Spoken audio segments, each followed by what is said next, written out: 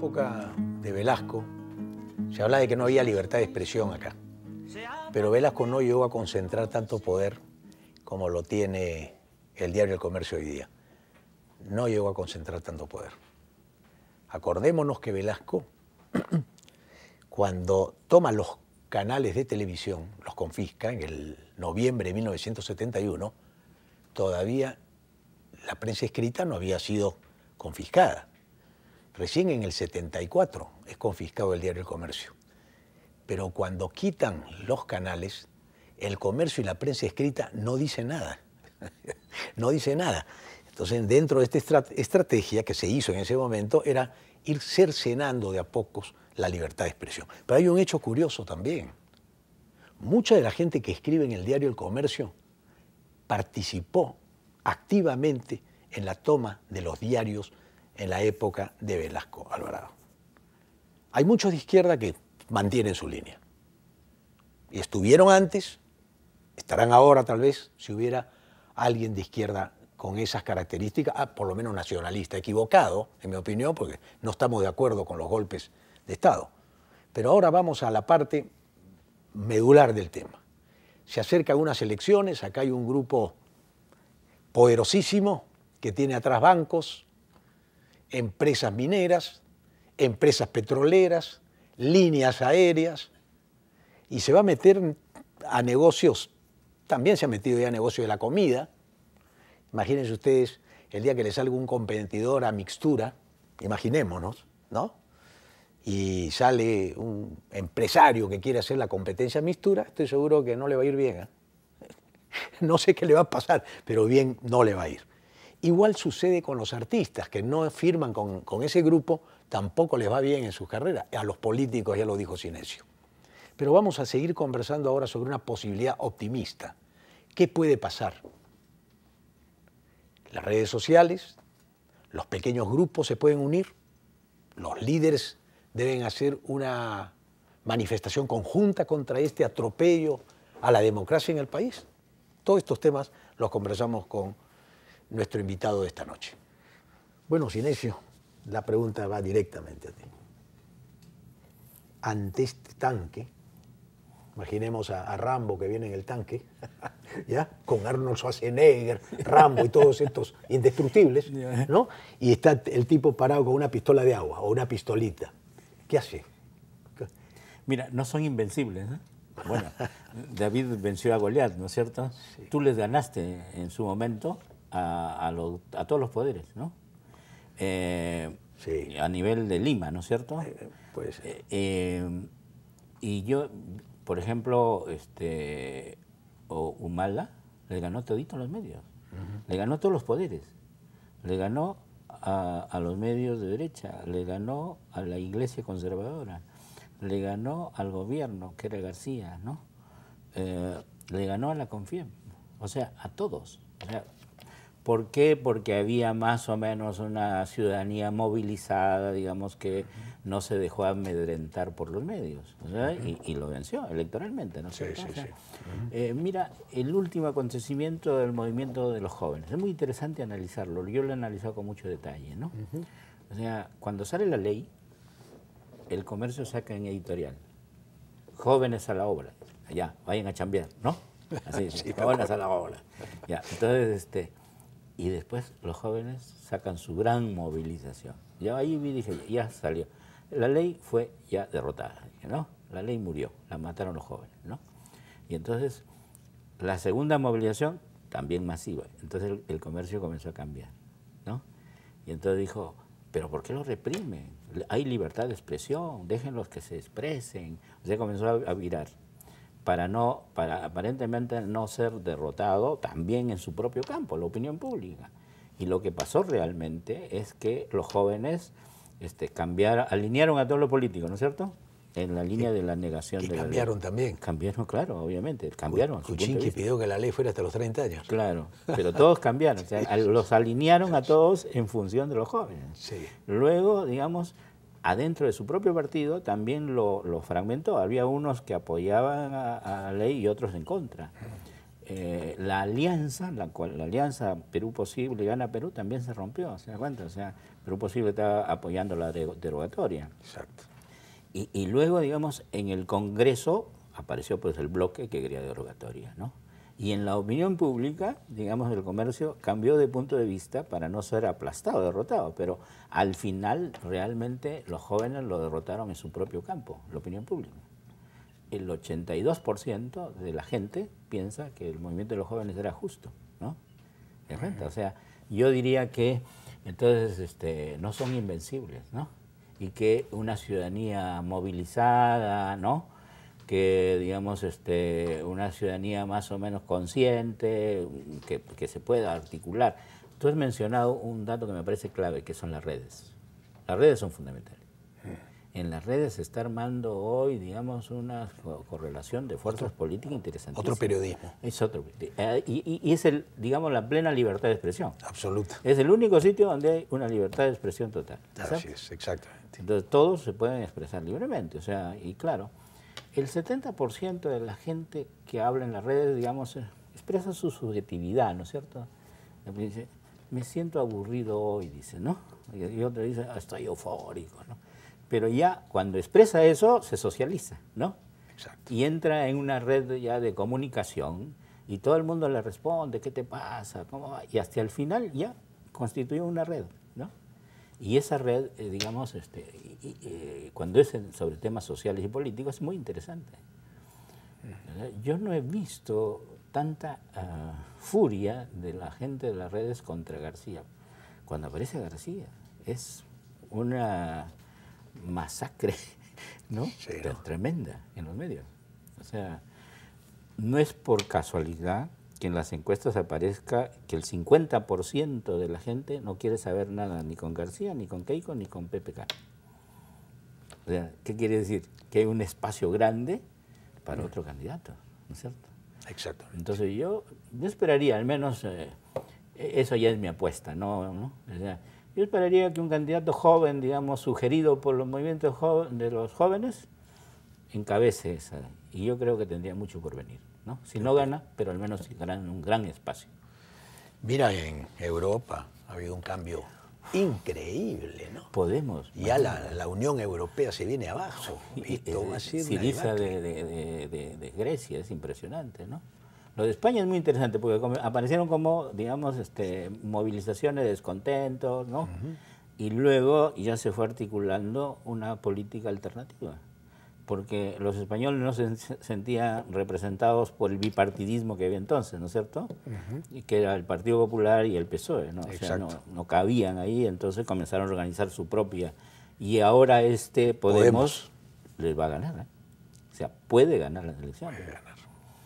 Bueno, ese es un aliciente porque el neoliberalismo que se ha instalado hace 20 y tantos años, ¿tú crees que ya fracasó? ¿Va rumbo al fracaso? Mira, creo que han entrado en una crisis muy fuerte. O sea, lo que caracteriza al capitalismo hoy son tres cosas, básicamente, ¿no? Uno es el dominio del capital financiero. Todos, absolutamente todos. Incluso en el campo, estamos dominados porque tenemos ese plastiquito, ¿no? Que es la tarjeta de crédito. O sea, no tienes que comer, pero vas a comer con esa tarjetita. Hasta que llega un momento en que no puedes pagar, ¿no es cierto? O sea, así es. Y todos estamos dominados por el capital financiero, pero a fondo, ¿no es cierto? Nos han producido grandes crisis, pero ellos siguen adelante. Segunda característica, la revolución científica tecnológica, ¿no? Que es acelerada, ¿no es cierto? Y que hay grandes cambios en la ciencia, en la tecnología. Nosotros en nuestra carrera profesional nos damos cuenta que cada 8 años somos ignorantes, tenemos que reciclarnos nuevamente porque se ha renovado todo, ¿no? Y luego la revolución de las comunicaciones que tú vives todos los días, ¿no es cierto? Es impresionante el iPhone, ¿no? Que es una computadora poderosísima, ¿no? Entonces, y que bueno, te ha cambiado el mundo, te ha cambiado las relaciones, te ha cambiado la salud, te ha cambiado la educación, todo te lo ha cambiado, digamos, ¿no? Sinesio, Alfonso Barrantes tuvo una frase que me parece extraordinaria, pero que tiene un sentido que a mí me preocupó siempre. Decía, cuando gana la izquierda también pierde. Es el caso de Humala. Sí. Humala, como dijimos nosotros que temíamos que le hicieran el abrazo del oso, ¿Le hicieron? la derecha le hizo el abrazo del oso inmediatamente y sucumbió al abrazo del oso. Fíjate que ¿Qué vanidad? ni ¿Es la vanidad? ¿Qué pasa ahí? Ni Salomón sabía, mira. Estábamos en una reunión nosotros, Ciudadanos por el Cambio, que era la gente de izquierda, estábamos en una reunión en un hotel. De repente llegó Salomón y dice, con el comercio, ¿no? Enterado recién por el comercio, Sí, que era el vocero. antes le había ofrecido la presidencia del BCR al señor Velarde y a Castilla, ¿no? Y recién se enteraba Salomón, que había sido el hombre del jefe de la primer ministro, campaña. prácticamente. Claro, y que le había ofrecido el primer ministro. Dijo, mira, yo no estoy de acuerdo, yo renuncio, te deseo suerte, pero yo no te apoyo. Dije, no, pero si tú vas a ser mi primer ministro. Entonces fue y nos contó. Entonces le dijimos, mira, en política, cuando se trata de perder, hay que perder lo menos posible, ¿no? Entonces no le vamos a regalar todo el poder. Peleemos. Acepta el primer ministro. Y que ellos manejen la economía, nosotros manejamos las políticas sociales. Ese fue más o menos la conversación, ¿no? Pero claro, ¿por qué no prosperó? ¿Por qué, digamos, ese viraje, no? Yo creo que ahí se combinan varias cosas, ¿no? Uno es el pragmatismo, o sea, que es lo mismo que le pasó a García, ¿no es cierto? O sea, el miedo a hacer una política más o menos creativa, porque temía que podía, para el caso de García, reproducirse los 85-90, ¿recuerdas, no? La tragedia esa. Y yo antes decía, pero si las cosas van bien, ¿para qué las vamos a cambiar? ¿No es cierto? Entonces, eso es muy pragmatismo. Y lo otro yo creo que era, digamos, la presión brutal por los periódicos. ¿Recuerdas que no terminaban ni contar los votos y ya los periódicos estaban diciendo, ¿y quién va a ser tu ministro de Economía? ¿Y quién va a ser el presidente del BCR? Entonces, lo fueron cercano. No, y en la noche de la elección, se dio un resultado a las 5 de la tarde y a las 11 de la noche estaban mirando y la OMPE anunció que daría los resultados al día siguiente. Ya. Y ahí tuvimos que salir varios a decir queremos el resultado esta noche, porque la iban a cambiar, ¿eh? Ahí había un arreglo. Sí, no. Mira los videos de ese día. Muy interesante, Sinesio. Que los pongas en estudio ahí en la universidad. Porque acá era evidente que había, digamos, la voluntad de cambiar, que había ganado con un programa y había que cambiar el programa, o el otro programa, ¿no? Exacto. Ahora, aquí hay una cosa que me preocupa. ¿Cómo se puede decir algo en campaña y después cambiar? ¿No es una traición eso? Mira, yo imagino, la relación hombre-mujer, mujer-hombre, ¿qué pasaría si tú a tu señora le vendes, antes de casarte, le vendes un Sinesio López, Sinesio López, y resulta que después de la boda es otro Sinesio López? Es un falso. Es un falso. ¿No? Y duerme con el enemigo. Entonces, esta contradicción de que todo vale en las campañas, hasta mentir para ganar, ¿no es una deformación ya de nuestra personalidad, de que el peruano se ha vuelto mentirosito con tal de lograr alguito? Yo creo que hay una traición, ¿no? O sea, pero que puede ser, bueno, uno puede ser por pragmatismo, otro puede ser, digamos, por correlación de fuerzas, muy poderoso, te obliga a cambiar. Y a veces hay corrupción, te diría, ¿no? Como decía Emiliano Zapata, le decía Pancho Villa en la Revolución Mexicana, compadre, le decía, ninguna revolución resiste el cañonazo de 50 millones de pesos. ¡Ay, caracho! Entonces, puede haber ese tipo de cosas también. Sí. Pero qué triste. En América Latina, una gran decepción. Sí, en América Latina, 12 gobiernos ganaron con un programa y terminaron gobernando con otro. Claro. O sea, no es una cosa solo peruana, digamos, ¿no? O sea, eso lo tienes en toda América Latina. Y eso básicamente por presión. Pero eso no lo tienen en Europa. En Europa no. Ni en Estados Unidos. Ni en Estados Unidos, ¿no? Imposible. Imposible, claro. Porque allá el cheating, la mentira, es el pecado más grande que hay. Por supuesto, pierdes. Tú puedes hacer todo. Tenemos el caso de Clinton. Sí. Clinton confiesa que ha tenido relaciones con la Lewinsky. Y ahí lo perdonan. Y lo perdonan. Claro. Porque no mintió. Esa es una situación interesante. Pero acá hay un hombre que quiero presentar un videíto. Acá hay una contradicción y quiero analizarla contigo. Mario Vargas Llosa tuvo el valor en su momento, en sus 5 minutos de valor, dijo esto, veamos el meme. Miren lo que dijo Vargas Llosa sobre el diario El Comercio. Viola a diario las más elementales nociones de la objetividad y de la ética periodística, silencia y manipula información, deforma los hechos, abre sus páginas a las mentiras y calumnias que puedan dañar al adversario a la vez en todo el grupo de medios. Se despide o intimida a los periodistas independientes, se recurre a las insidias y golpes bajos de los de los peores pasquines que viven del amarillismo y del escándalo. Esto lo dice nada menos que el Premio Nobel de Literatura Mario Vargas Llosa. ¿Por qué se chupó Mario Vargas Llosa y no tuvo la actitud del hombre que vamos a ver a continuación? ¿Ok? Si quieres me dices por qué se chupó. Ya, yo te digo, yo creo que es un gran esfuerzo. Yo sé esa historia porque habló con Gustavo Momé para que Gustavo, que es accionista en un 30% del Canal 4, presionara para tener para que Mario Vargas Llosa tuviera un programa y lo tuviera como periodista a Gorriti, ¿de acuerdo? Entonces esa fue la propuesta, pero no se la aceptaron.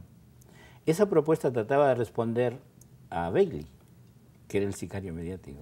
Y yo se lo he dicho con todas sus palabras. O sea, claro, fue traído para liquidar. Para eso, ¿no? Claro. Y entonces, ni siquiera traído, creo que lo hacía satélite de allá, ¿no? Sí, parece que lo pagó un minero, ¿no? Lo pagó un minero. Sí, parece. Entonces,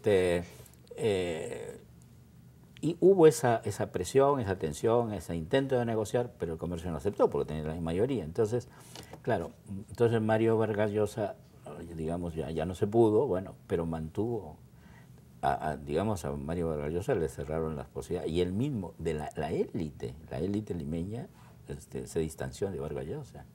Vargas Llosa sentía que le hacían hielo cuando lo veían. ¿Cómo le debe haber dolido? Por supuesto. Porque él vive de la élite. Claro, claro. Del Vive aplauso. con la élite. Vive con la élite. Claro. Debe ser terrible para supongo, él y su hijo, ¿no? Sí, supongo. Álvaro. ¿No?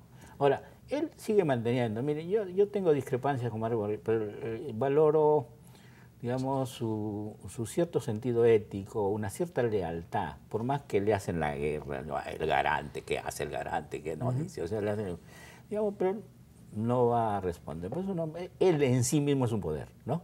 Él es un poder. Es un poder. Ejerce, en su momento ejerce un poder. Por supuesto, ¿no? Es un poder moral impresionante. Yo te quiero mostrar ahora, señores televidentes, a ustedes, lo que dijo Rafael Correa sobre los medios concentrados.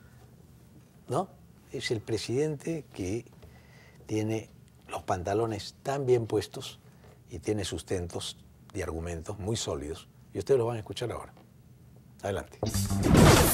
Un Estado secuestrado por ciertos poderes. La prensa se creía dueña del país. Era la que ponía o sacaba presidentes, la que imponía la agenda política, la que legislaba, la que condenaba o absolvía. Ahora, como nadie le hace caso a esa prensa corrupta, dice que no hay libertad de expresión.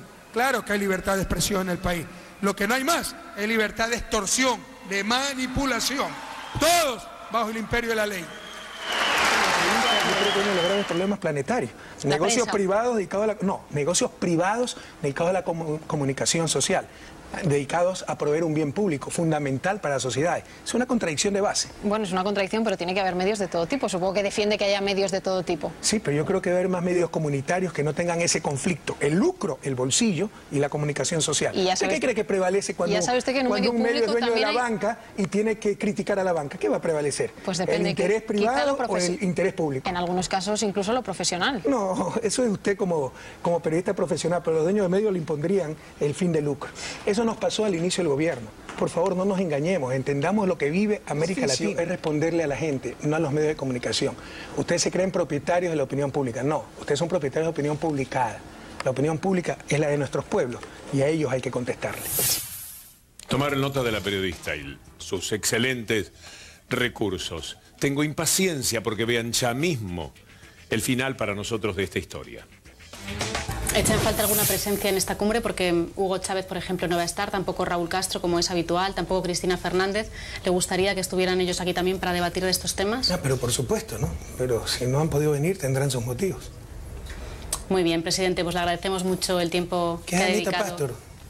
¿Perdón? ¿Qué pasó con Anita Pastor? ¿Ah? Ya no está. Bueno, no decía que había independencia en los medios y que por el profesionalismo los periodistas garantizaban que hay independencia. Vea, desde que se inventó la imprenta, la libertad. ¿Qué opina? Impresionante. ¿Qué es? Ahí está la respuesta. Nos vamos a un corte y vamos a la parte final del programa para cerrar esta entrevista con Sinesio, que ha sido muy interesante y que no va a ser la última. Yo creo que empieza empieza una tarea de despertar las conciencias de la gente. Aquí no tenemos nada en lo personal. Hemos hablado de Mario Vargas Llosa, de su cambio. Hemos hablado de la concentración de los medios en manos de este monstruo que sería el Diario El Comercio y del peligro de la democracia para las próximas elecciones. Volvemos en unos instantes. Es sobre un ser de la nada.